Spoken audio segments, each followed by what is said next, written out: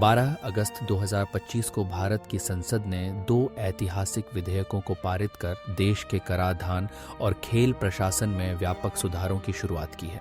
आयकर संख्या 2 विधेयक 2025 और राष्ट्रीय खेल प्रशासन विधेयक 2025 का अनुमोदन केवल कानूनी बदलाव नहीं है, बल्कि यह देश की आर्थिक और खेल संबंधी नीतियों को आधुनिक बनाने की दिशा में एक बड़ा कदम है। आयकर संख्या 2 विधेयक 2025 ने 1961 के पुराने आयकर अधिनियम को प्रतिस्थापित कर दिया है। अब इसमें 536 धाराएं और 23 अध्याय हैं, जिन्हें 1 अप्रैल 2026 से लागू किया जाएगा। इस नए कानून में कर स्लैब अधिक प्रगतिशील बनाए गए हैं, 0 से 30% तक। साथ ही छूट सीमा को भी बढ़ाया गया है। अब Rs 12 लाख तक की आय पर Rs 68,000 तक की छूट मिलेगी। डिजिटल संपत्तियों, विशेष रूप से क्रिप्टो करेंसी के लिए पहली बार स्पष्ट कर उपचार निर्धारित किया गया है। छोटे और मध्यम उद्यमों के लिए करदाता सीमा को Rs 1 करोड़ से बढ़ाकर Rs 2 करोड़ और पेशेवरों के लिए Rs 50 लाख से Rs 75 लाख कर दिया गया है।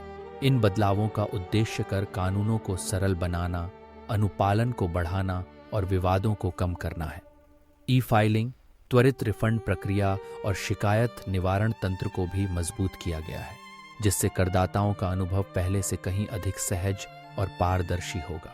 राष्ट्रीय खेल प्रशासन विधेयक 2025 के तहत भारत में पहली बार सभी खेल संस्थाओं के लिए एकीकृत कानूनी ढांचा स्थापित किया गया है। इसमें स्वतंत्र राष्ट्रीय खेल बोर्ड की स्थापना, राष्ट्रीय खेल न्यायाधिकरण का गठन और खेल निकायों में चुनाव पैनल की व्यवस्था की गई है। खिलाड़ियों और महिलाओं के लिए अनिवार्य प्रतिनिधित्व सुनिश्चित किया गया है। सरकारी अनुदान पाने वाली खेल समितियों को अब सूचना का अधिकार के तहत लाया गया है, जिससे पारदर्शिता बढ़ेगी।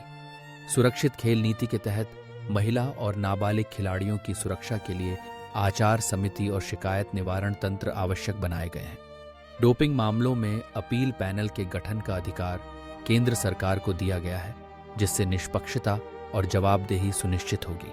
इन दोनों विधेयकों के पारित होने से भारत में कराधान और खेल प्रशासन में पारदर्शिता, दक्षता और हितधारकों के सशक्तिकरण की नई शुरुआत हुई है। ये नीतिगत बदलाव न केवल देश के वर्तमान को मजबूत करेंगे, बल्कि भविष्य की दिशा भी निर्धारित करेंगे।